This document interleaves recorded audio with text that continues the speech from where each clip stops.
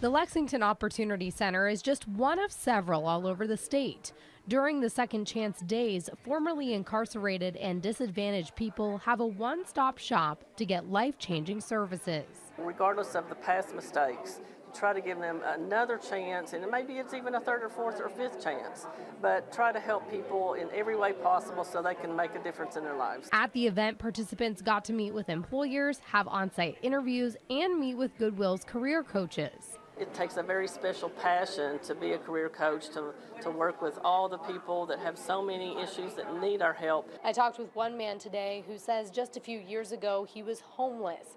Now he works here at Goodwill, which he says is thanks to the second chance services they offer. Meet Jerome Red. I was a drug addict. I was out there living life like a knucklehead. Red says prior to using Goodwill's reentry services, he didn't know how to keep a job. Put me in a good spot where I can improve myself. I'm getting ready to hopefully start college sometime soon. He says he quickly fell in love with what Goodwill does for the community and wanted to be a part of it.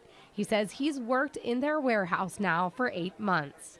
Don't let another day pass you by because you don't know if you'll have that third or fourth opportunity. After many chances that failed and jumped off, I just finally decided to do what's necessary. Goodwill's reentry services also include expungements.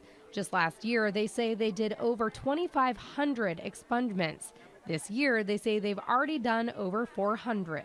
It is great to see the things that we do every single day. Mariah Congido, WKYT.